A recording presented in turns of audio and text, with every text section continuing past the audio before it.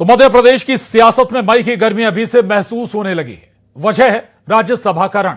चुनाव मई में है, लेकिन कांग्रेस के खेमे में अभी से क्रॉस वोटिंग का ऐसा खौफ है कि नींद उड़ चुकी है। बिहार, ओडिशा और हरियाणा के सियासी उलटफेर के बाद अब एमपी कांग्रेस पूरी तरह अलर्ट मोड पर है। सूत्रों के हवाले से खबर यह है कि कांग्रेस अपने विधायकों को टूटने से बचाने के लिए उन्हें बाड़ेबंदी की तैयारी में।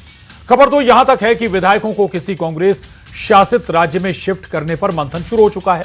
लेकिन सवाल यह कि जब कांग्रेस के पास 65 विधायक हैं और जीत के लिए महज 58 विधायक चाहिए, तो फिर डर क्यों और कैसा? क्या कांग्रेस को अपने ही विधायकों के ईमान पर भरोसा नहीं है?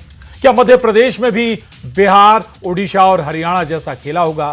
क्या बीजेपी की नजर कांग्रेस की उस इकलौती सीट पर है? आज इन्हीं सवालों के साथ होगी मध्य प्रदेश की महाडिबेट, लेकिन पहले रिपोर्ट देखिए।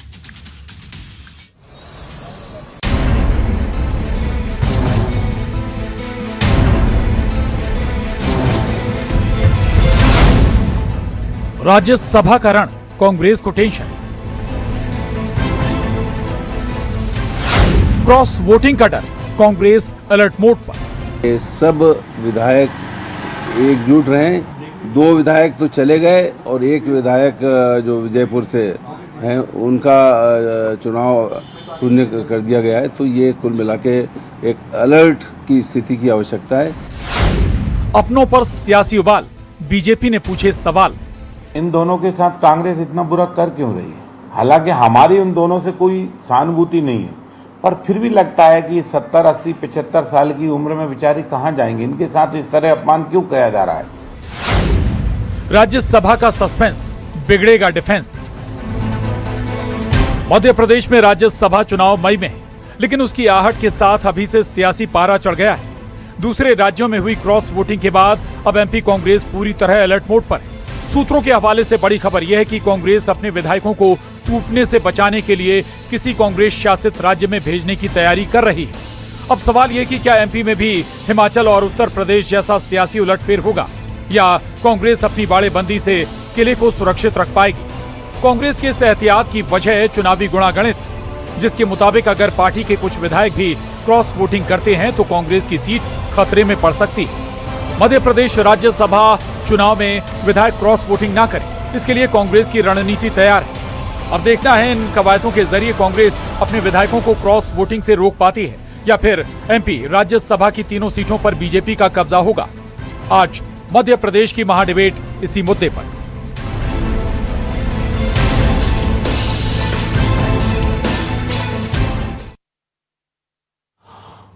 तो कांग्रेस को क्रॉस वोटिंग का डर है या फिर कांग्रेस के विधायकों का भरोसा पार्टी से उठ गया है? सवाल बहुत से हैं और इस बीच कुछ महत्वपूर्ण सवाल जिनको लेकर आज की महाडिबेट की शुरुआत करेंगे। तो पहला और महत्वपूर्ण सवाल आपको बता दें, हमारी इस महाडिबेट का अपने ही विधायकों पर आखिर कांग्रेस को भरोसा क्यों नहीं है, ये बड़ा सवाल है। दूसरा और महत्वपूर्ण सवाल, क्या मध्य प्रदेश में क्रॉस वोटिंग की संभावना है जैसा कुछ और राज्यों में देखी है? क्या ये डर की वजह है? तीसरा सवाल है, क्या बीजेपी की नजर तीनों राज्यसभा सीटों पर है? ये एक और महत्वपूर्ण सवाल है और शायद इसी वजह से क्या कांग्रेस कुछ डर भी रही है, बाड़ेबंदी की तैयारियां भी कर रही है। ये तीनों महत्वपूर्ण सवाल हैं, इनको लेकर हम अपने मेहमानों के पास जाएंगे, लेकिन सबसे पहले उन बेहद खास मेहमानों से आपका तारुफ करा देते हैं। हमारे साथ दिनेश गुप्ता जी, वरिष्ठ पत्रकार, राकेश गोयल जी, राजनीतिक विश्लेषक, स्वदेश शर्मा जी, प्रवक्ता कांग्रेस, दुर्गेश केसवानी जी, प्रवक्ता बीजेपी, सरमन नगेले जी, राजनीतिक विश्लेषक, हमारे साथ इस चर्चा में हैं।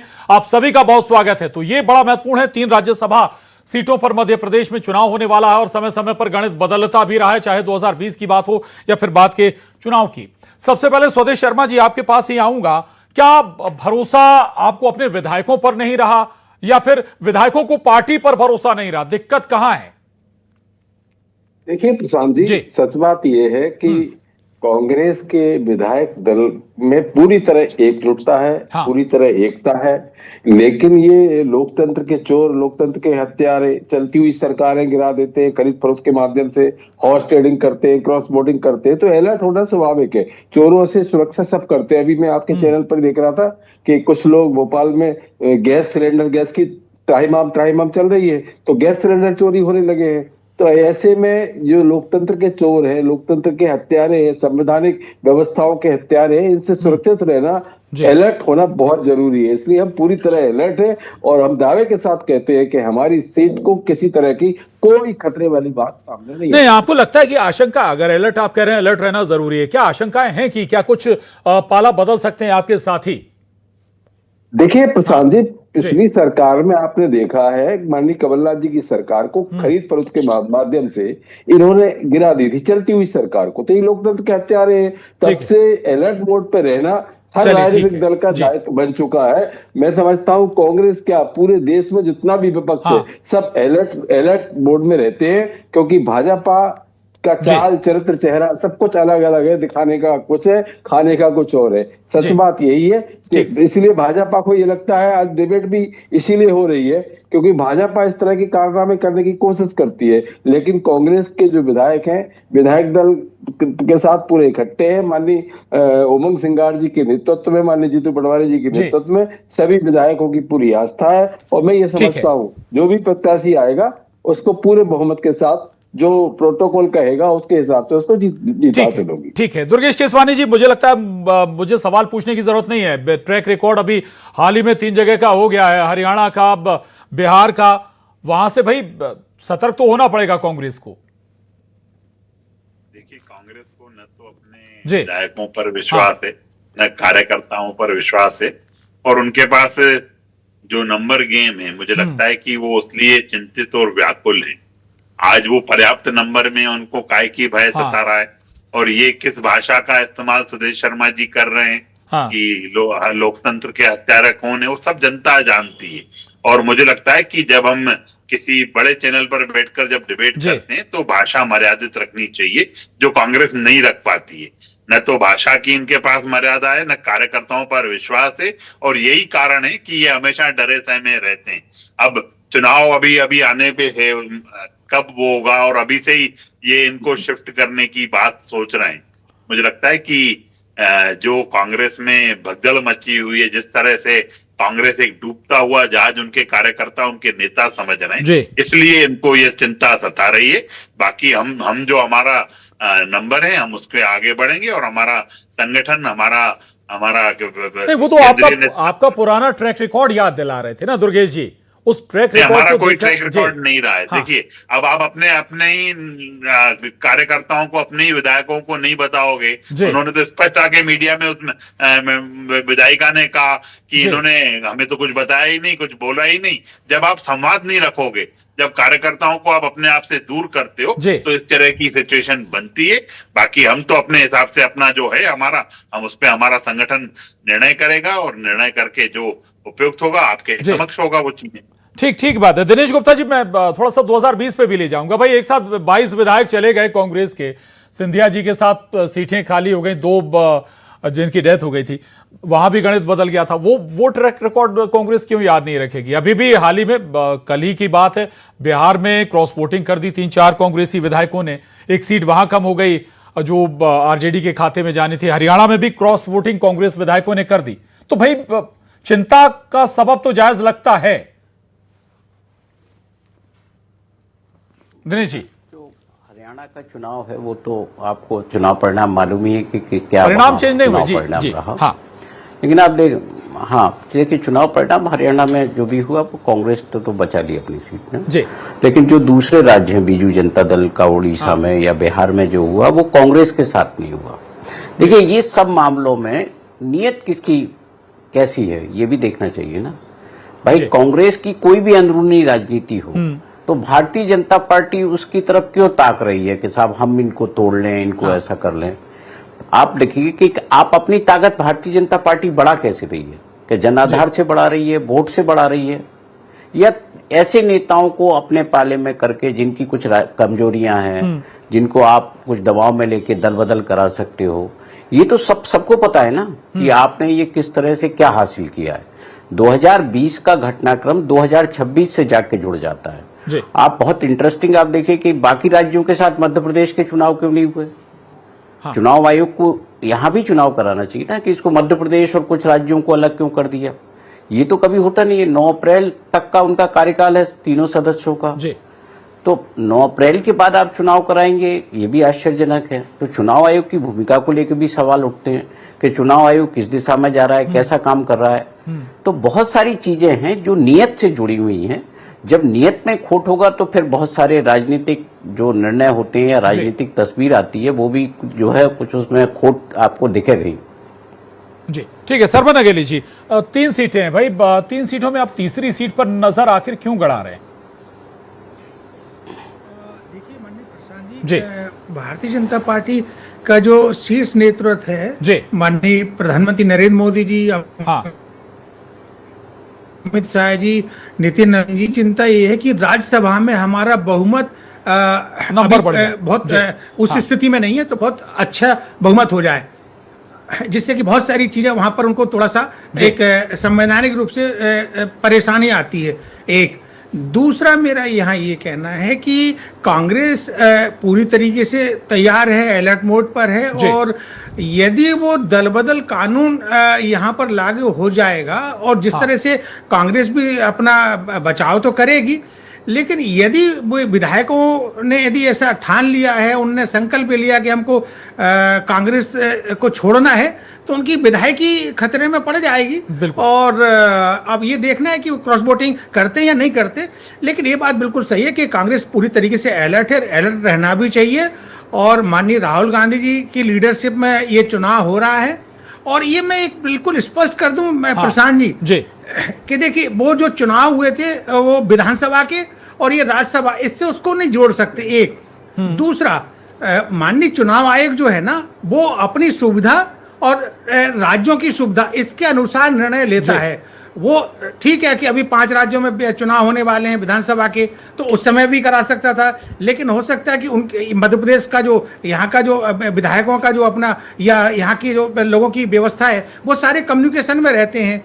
तो यहाँ किस तरह से कम्युनिकेट किया गया उनको कि अभी तो सेशन चल नहीं रहा मध्य प्रदेश विधानसभा का, कभी कभी विधानसभा सेशन के दौरान भी चुनाव होते हैं, कभी कभी चुनाव के बाद भी होते हैं, और अमूमन जब डेट आती है तो उसके आसपास ही होते हैं जब उनका टेन्योर खत्म होता है जी। और चुनाव आयोग तो बहुत अपने तरीके से एज ए निष्पक्ष रूप से काम करता है। उस पर मेरी जो मान्यता है कि वो किसी के दबाव में नहीं रहता है।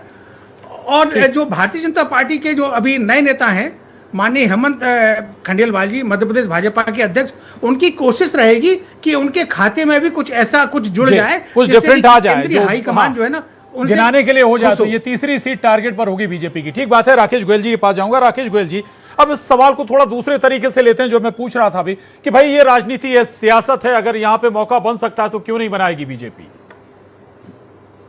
देखिए प्रशांत जी, बिल्कुल बीजेपी अपना पूरा प्रयास करेगी।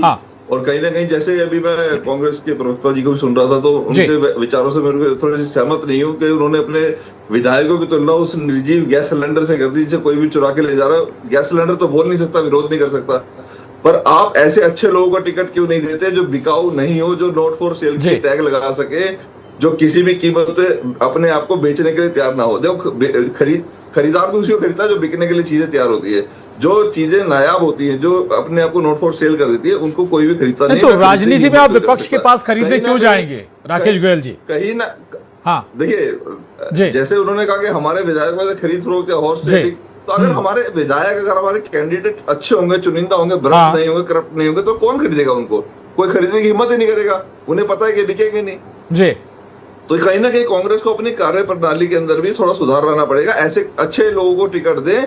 अभी पीछे आपने एक वक्तव्य हेमंत बिस्व शर्मा का भी सुना होगा, उन्होंने कहा था 129 सीटों में से 30 टिकटें मैं बांटूंगा और वो 30 लोग जो मेरे राज्यसभा के चुनाव में मुझे मदद करेंगे। तो कहीं ना कहीं ये दर्शाता है कि कहीं ना कहीं टिकटें कांग्रेस के अंदर शायद पैसों से या किसी भी दबाव से दे दी जाती हैं, और ऐसे निकृष्ट लोगों को भी दे दी जाती हैं जो बाद में मौका आने पर अपनी पार्टी की पीठ में छुरा घोंपने के लिए तैयार रहते हैं। ठीक है स्वदेश शर्मा जी, ये तो चयन पर ही राकेश शर्मा जी ने, माफ कीजिएगा, राकेश गोयल जी ने सवाल उठा दिया कि आपका चयन ही सही नहीं होता है, फिर बाद में आपको चिंता होती है जी, उन्हें बांध कर रखें, उनकी बाड़ेबंदी की जाए, दूसरे स्टेट में, दूसरे कांग्रेस शासित राज्य में भेजा जाए। जी प्रशांत जी, मैं पूरे आदर के साथ राकेश गोयल जी के सवाल का जवाब दे रहा हूँ। पहली बात तो ये है कि सरकार हर तरफ से कह रही है कि गैस की कोई किल्लत नहीं है, लेकिन न्यूज 18 ने दिखाया अभी कि सिलेंडर चोरी हो रहे हैं। और सिलेंडर चोरी क्यों हो रहे हैं? सरकार थोड़ी चुरा रही है। सर, किल्लत और चोरी दो अलग अलग मामले हैं जी। हाँ, होना मतलब एक ऐसी घटना है कि आदमी सोना चांदी छोड़ दे रहा है, पैसा छोड़ दे रहा है, लेकिन सिलेंडर चुरा रहा है। मतलब गैस की किल्लत जबरदस्त। अरे लोग तो फोन भी चुराते हैं, फोन की किल्लत थोड़ी होती है। ये आपका तर्क बेकार है। स्वदेश शर्मा जी, उस पर जी 5,000 का भी नहीं मिल रहा है जी। इसमें सिलेंडर को उधार दिया। सर, सिलेंडर पर चर्चा नहीं कर रहे हैं हम। दो सिलेंडर दो जहाज पहुंच चुके हैं गैस लेकर जी, एलपीजी लेकर पहुंच चुके हैं जी। ठीक विद्वान लोग और पूरे भाई साहब, चोरी तो फोन भी हो जाता है, तो फोन की कमी थोड़ी है। चलिए, आपका जवाब देना चाह रहे हैं आपने, चूंकि सिलेंडर की बात कर दी है। दुर्गेश केसवानी जी प्लीज। देखिए, डिबेट की गंभीरता को दर्शा रहे हैं स्वदेश जी कि उनको विधायकों की चिंता नहीं है अपने कि जो इधर उधर जाने वाले हैं, बाकी सब चीजों की उनको चिंता है। इन्होंने सिलेंडर से अपने विधायक को कंपेयर कर दिया और उन चीजों को। अरे राजनीति भैया, राजनीतिक बात आज डिबेट किस बात पर है? आप डिबेट कहाँ कर रहे हो? और हाथ कंगन को आरसी क्या, पढ़े लिखे को फारसी क्या? प्रशांत जी ने आपको तुरंत बता दिया कि 2 सिलेंडर पहुंचने वाले और कहीं कोई किल्लत नहीं है। ये सिर्फ आप लोग हो जो चीजों को आगे करने का काम कर रहे हो। बाकी जनता बड़ी बात। वो कह रहे हैं ना कि भाई जैसे सिलेंडर चोरी हो रहे हैं वैसे ही आप विधायक चोरी करने के लिए तैयार हैं जी। केसवानी जी, भाई जिस अंदाज में सिलेंडर चोरी हो रहे, सिलेंडर की डिमांड बढ़ी, उसी अंदाज में आप विधायक भी चोरी करने की तैयारी में है। ये आरोप है उनका आप पर। हम राजनीति सुचिता से करने वाले लोग, और हमने न तो इनकी जब इनके अपने विधायकों का ही भार नहीं संभाल पाते हैं, जब ये अपने नेता जिस मुद्दों पर सरकार में आते हैं वो मुद्दे नहीं कर पाते हैं, सिर्फ भ्रष्टाचार करने में कांग्रेस के लोग लग जाते हैं। तो ये इस बात की कांग्रेस अपने लोगों को संभाल नहीं पाती है। कमोवेश आपने हर बार यही देखा प्रशांत जी, लेकिन जब आपने देखा, सुन लीजिए एक दूसरे की बात भी प्लीज। कांग्रेस इंडिया जी को आपकी भाजपा के सबसे बड़े नेता। ठीक है, स्वदेश जी को भी सुन लीजिए ना। केसवानी जी, स्वदेश जी को सुन लीजिए प्लीज। अरे यही कारण है प्रशांत जी, ये विपक्ष में बैठे रहते हैं। दुनिया में नहीं है। मैं आदर पूर्वक कहूंगा कि वो पानी पी पी कर सिंधिया को सोचते थे कि ये भ्रष्टाचारी है।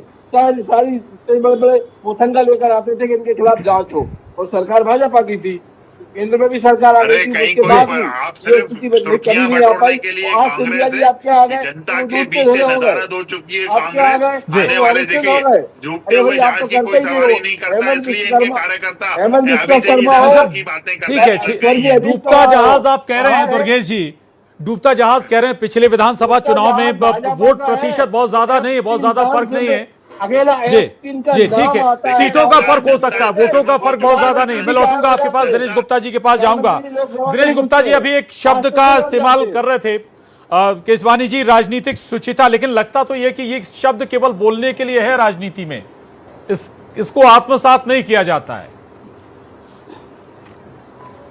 कि प्रशांत, राजनीति में बहुत सारी चीजें बोलने के लिए होती हैं, जुमले के तौर पर होती हैं। वो जो है प्रैक्टिकल तौर पर हम नहीं देखते कि वो सामने होती है। देखिए, अभी जैसे हम डिबेट में दिख रहे हैं कि कांग्रेस के पास कोई रणनीति है कि जो ये कह रही है कि नहीं हमारे विधायक नहीं जाएंगे और ये सारी चीजें कवायद ठीक नहीं है, या इस तरह की हमारे यहाँ कोशिश नहीं होगी। कहीं ना कहीं ये जो नेतृत्व की बात होती है कि राज्य में नेतृत्व के प्रति विश्वास है कि नहीं। हेमंत कटारी ने क्या किया विधानसभा के समय, अपना उपनेता पद से इस्तीफा दिया ना, उन्होंने अविश्वास ही प्रकट किया था ना लीडर ऑफ अपोजिशन के खिलाफ कि साहब ये जो है सबको साथ लेके नहीं चल रहा। तो ये किसकी जिम्मेदारी है कि अपने सारे नेताओं को एक मंच पर एकजुट करे? यदि लोगों को लगेगा कि उनका करियर कहीं दांव पे लगा हुआ है, तो राजनीति में तो हर व्यक्ति जो भी आता है वो अपने भविष्य को लेकर आता है, पद के लिए आता है, वो चुनाव लड़ना चाहता है, मंत्री बनना चाहता है, मुख्यमंत्री बनना चाहता है। यदि उसे लगता है कि नहीं उसके हितों का ध्यान नहीं रखा जा रहा, तो वो जो है कोई दल बदल ऐसी चीज तो है नहीं कि जो कभी होती नहीं है या कभी होगी नहीं। ये तो निरंतर चलने वाली है, और जो राजनीतिक दल है उसे अपने कार्यकर्ता और नेता को संभालने की आवश्यकता होती है, जो कांग्रेस में जो है आप किसी भी स्तर पर देखिए इसका अभाव हर कहीं महसूस किया जाता है। सरवण नगेले जी अभी रणनीति पर सवाल उठा रहे हैं दिनेश गुप्ता जी। ये बात भी सही है कि अगर भाई कांग्रेस के विधायक टूटकर चले जाते हैं, फिर आरोप आप लगाएंगे कि बीजेपी ने खरीद लिया। अपने को संभाल नहीं पा रहे। आपके पास रणनीति है नहीं चुनाव के लिए?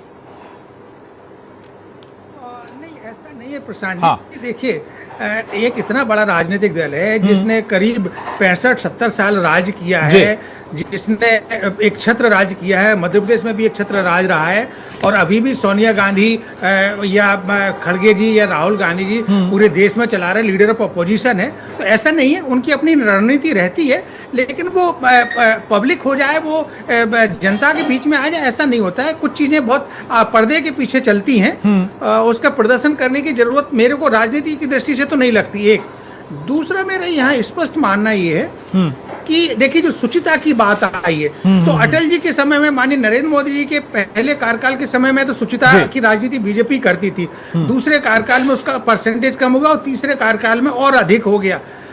तो अब जो दल बदल हो रहे हैं, सत्ता जा रही राज्यों से, उनके पाले में आ रहे हैं, विधायक आ रहे हैं, सांसद आ रहे हैं, और पूरा का पूरा दल बदल हो रहा है। जैसे बिहार के नीतीश कुमार जी एक तरह से बीजेपी में ही चले गए। तो ये तीसरे कार्यकाल का जो उनका जो असर है शुचिता की राजनीति ना करने का, वो धीरे धीरे दिख रहा है। लेकिन हाँ, ये बात सच है कि माननीय नरेंद्र मोदी जी ने कांग्रेस को अभी तक जिंदा रखा है। लीडर ऑफ अपोजिशन माननीय राहुल गांधी जी को उन्होंने लीडर के रूप में इमर्ज कर दिया पूरे देश में। आज ये कह सकता हूं मैं कि पूरे सोशल मीडिया पर और पूरे चले यहाँ आप कह रहे हैं कि अगर बीजेपी खुद कांग्रेस को जिंदा रखे हुए। ठीक है, राकेश गोयल जी के पास जाऊंगा। राकेश गोयल जी, यहाँ पर 58 विधायकों का सपोर्ट चाहिए एक राज्यसभा के लिए। कांग्रेस के पास 65 हैं, 1, 2 और 19-20 हो सकते हैं, एक की विधायकी शून्य हो गई है। तो फिर डर कैसा? आपके पास 5-6 अतिरिक्त हैं। कम शब्दों में सर प्लीज। देखिए प्रशांत जी, जैसे निर्मला स्प्रे जी है, वो बीजेपी की कई रैलियों में देखी गई हैं, उनके साथ देखी गई हैं, तो उनके वोट को भी लोग कह रहे हैं क्रॉस वोटिंग शायद वो कर सकते हैं। एक वैसे ही 0 हो गए हैं वोट उनका, तो 63 से में है, 58 उनको चाहिए, तो 5 का सिर्फ उनके पास एक बफर जोन है। अगर वो 5 या 6 लोग कहीं भी इधर उधर कांग्रेस के होते हैं, नहीं आते हैं, क्रॉस वोट करते हैं, तो मुझे लगता है कांग्रेस को बड़ा झटका होगा और कांग्रेस जो एक सीट जीत सकती है, वो एक सीट भी वो अपनी लूज कर जाएगी। ठीक है, चलिए। स्वदेश शर्मा जी, वक्त कम है, लेकिन महत्वपूर्ण सवाल है कि भाई एक सीट है जिस पर अभी पेच फंसा हुआ, और उसके लिए भी एक अनार कई बीमार वाला मामला है। दिग्विजय सिंह ने भली सीट छोड़ दी हो, जीतू पटवारी हैं, कमलनाथ जी, अरुण यादव हैं, सज्जन सिंह वर्मा जी हैं, मीनाक्षी नटराजन, तमाम दावेदार हैं उस सीट के लिए।